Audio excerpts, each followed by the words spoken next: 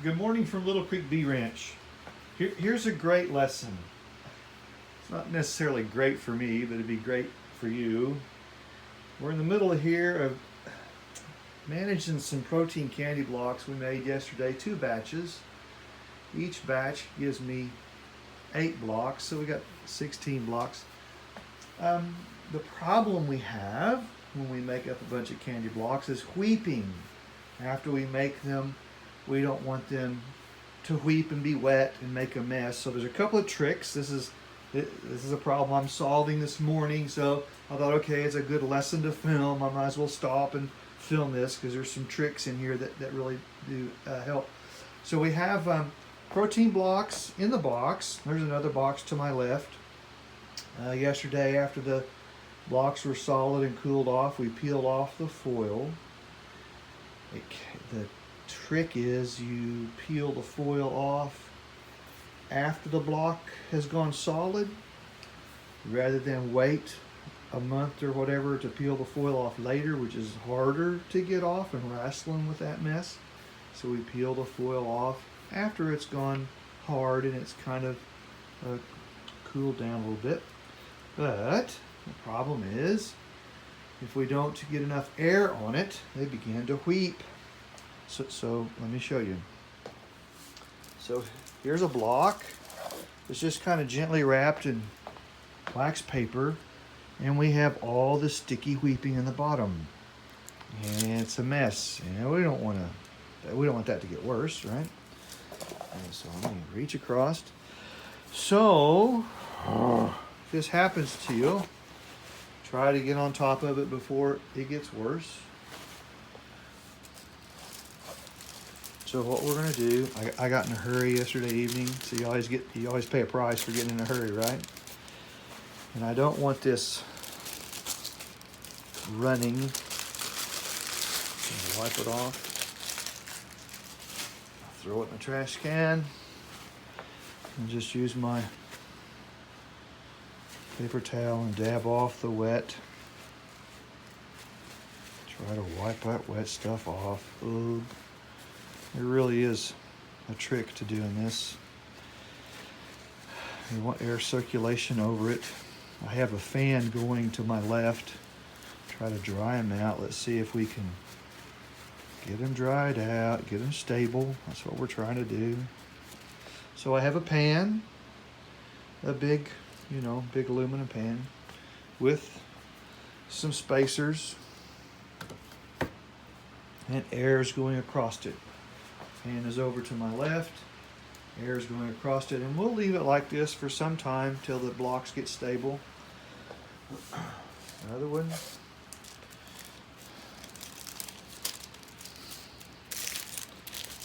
This was just yesterday evening, so I started weeping right away. So we do want to get that stopped. If not, it just cascades into a terrible mess. It gets worse. Ooh, dripping on the floor. Boy, we don't want that. Yeah. It's okay. So there is another tip. When you're making these blocks up, to take the temperature to 238. I know in one of the lessons I gave, I inadvertently mentioned 280, and that's wrong. It's 280 is too high. Take it to 238 and hold it there for about 3 to 5 minutes. And when I do that, the blocks always do turn out hard and don't weep. So something about the temperature. I ran these at 235. Ooh, I took the risk. I think I got burned. Wipe it off the floor. Okay, right? Move the camera. There's this way. There's my fan, trash can, next box. Get settled here. Okay.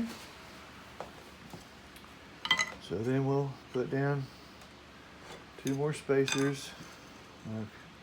You know, it's kind of annoying, kind of tedious, but the effort that you go through here pays off down the road. We just can't ignore blocks that are in the weeping mode. You have to address it or it just gets worse. So catch it on the early end, and I'll monitor them. I'll leave them out here on this tray for the day. Air circulating around it, all around it, just like that. This is why when you cut, you're making, you know, boxes and cutting wood and stuff, you save all your extra pieces, right? All of your wood scraps.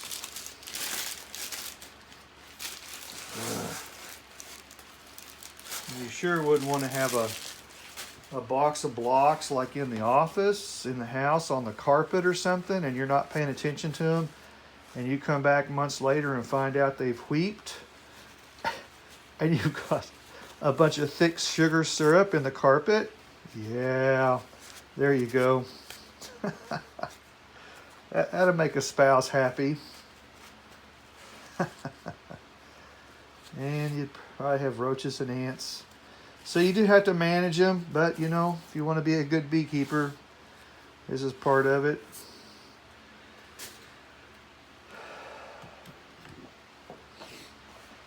Got 16 of these to do. It's all right. So it's a simple thing. It's kind of frustrating, but it's a good lesson. It's a good lesson. So the recipe, here's the recipe for making protein candy blocks. 4 cups of hot water in the pan. We use a big stock pot, you know. 4 cups of water, 15 pounds of sugar. You'll have to hand work it. Bring the temperature to 180. And then we'll put in a pint of brood builder and usually a pint of pollen, but I'm out of pollen. 180. Then I'll run it to 210 and put in the other pint. Is either one. Is pint of pollen goes in first when I do pollen. Pollen goes in at 180. Turn it until all the kernels are broken up. Then run it to 210. Pint of brood builder goes in. Stir it until all the clumps are dissolved. Then take it up to 238. Hold it there for about 3 to 5 minutes. And I don't think you'll see this, but these were in the box, and I probably should have done this after I'd taken the foil off, because there's so much heat. The heat stays in here for several hours easily, and they really do need the air around them. And I think that's what got me, is I put them in wax paper and stacked them next to each other, and the heat was still there. So, you know, hey, we're always learning, you know. So once you get to 238, see this, that's a lot. 238, and you need to make sure you have closed-toed shoes. Oop, I don't want that on there.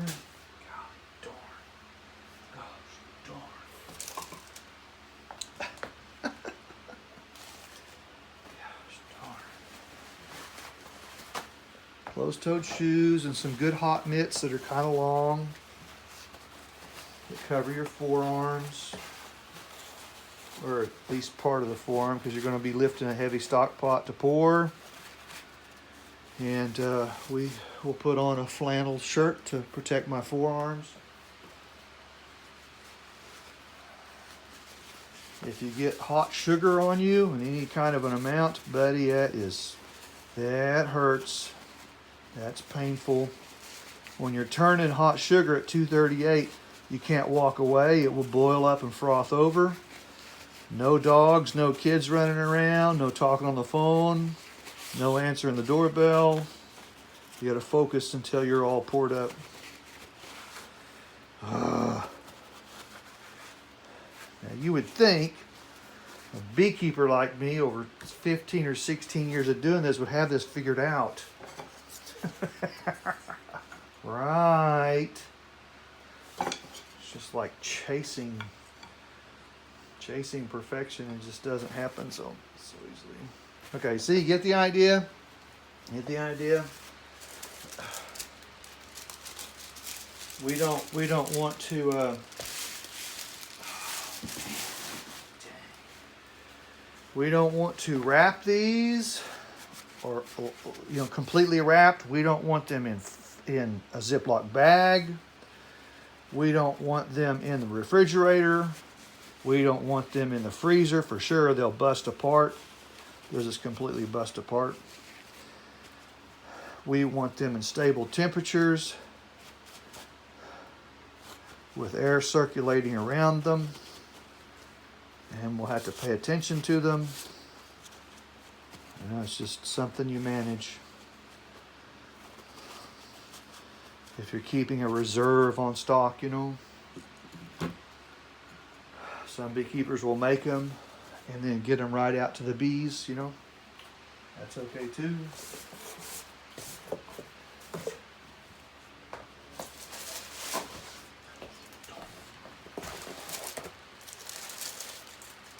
Okay, now these lighter colored blocks, I cut the temperature off about 233 to 35, and they were very weepy.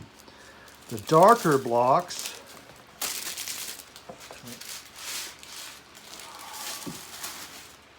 I ran the temperature up to 235, 236.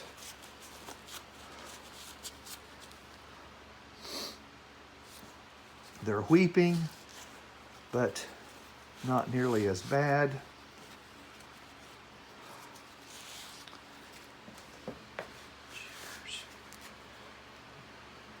If you can see.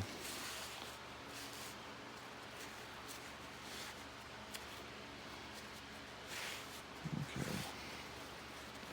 Let me step away. I'm going to step away for a second.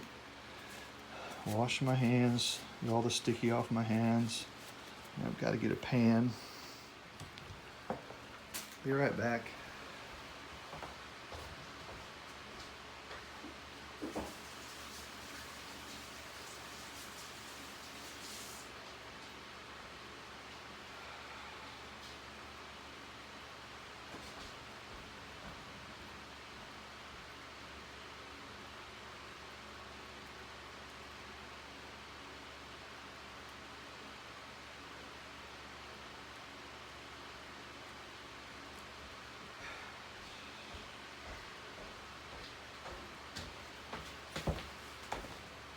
Okay, back with you.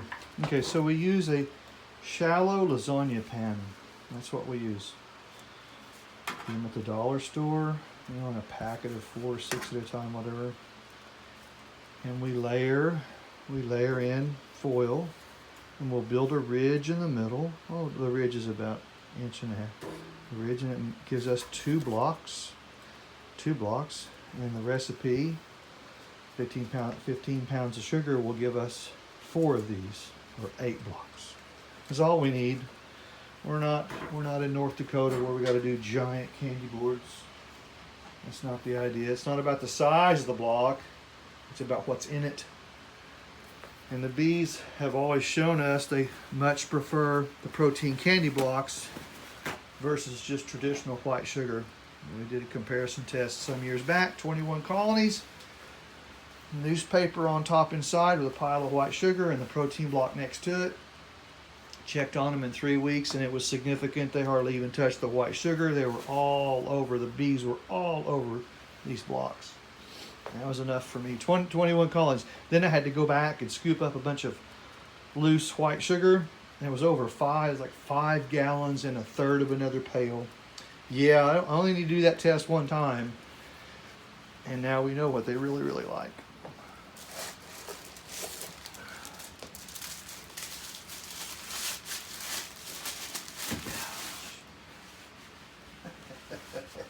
Sometimes, now see, this doesn't happen all the time. It's just a combination of temperatures and weather. It's like making divinity.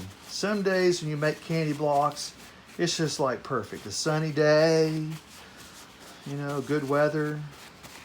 Yesterday was wet, kind of rainy. Oh,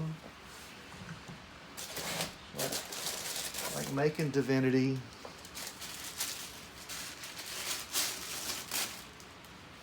Okay, so these darker blocks that I ran to a solid 235, 236 are not as wheepy. So I do think the temperature that you run the sugar to is important, 238. If you go to 240, I think it's kind of dangerous. It does pop a lot. And when you pop hot sugar on your hand, even the little tiny bits, boy, that hurts, man. Okay. Fans blowing over it.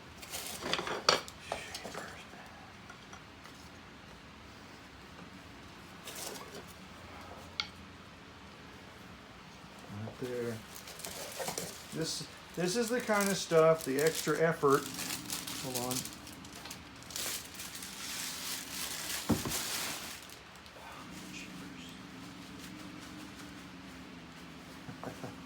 The extra effort you go to as a beekeeper to save colonies. So I was teaching a student last night, and we were talking about some of these issues. And I stressed to them the red zone. The red zone is March 15 to April 15. That's the red zone. March 15 to April 15. Now, what is that? That's when bees, colonies, are almost out of wintertime, almost into springtime, and you go check on them one day and they're all good, and you go check on them several days later and you got 3 dead outs. You go, what the heck? Been there, done that a lot, and you quickly realize they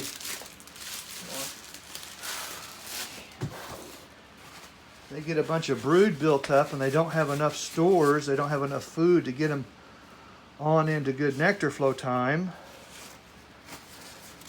and they end up dying. So I make sure the colonies have protein candy blocks on coming into mid-March, and I'll keep them on till mid-April, and I don't really start counting bee colonies that I'm working with until mid-April. I just kind of, there's a pucker factor there, kind of holding my breath until, Missy, hey. And I'm holding my breath until I get past mid-April. No, I don't need that.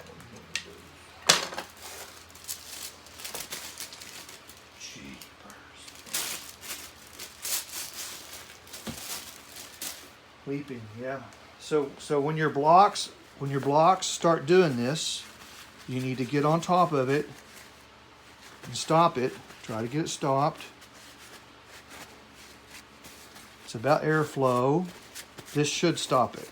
We'll pay attention. Making sure the block is dry. I'm not watching the camera. Yeah.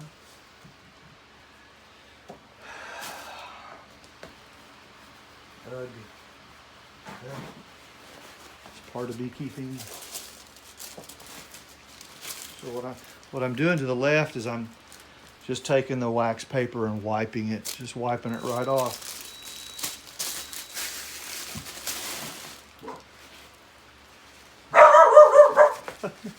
Hey, come here. Somebody's here. Okay, so there we go. Okay, there's a lesson for you. Gotta go. Missy says somebody's here. Check you later.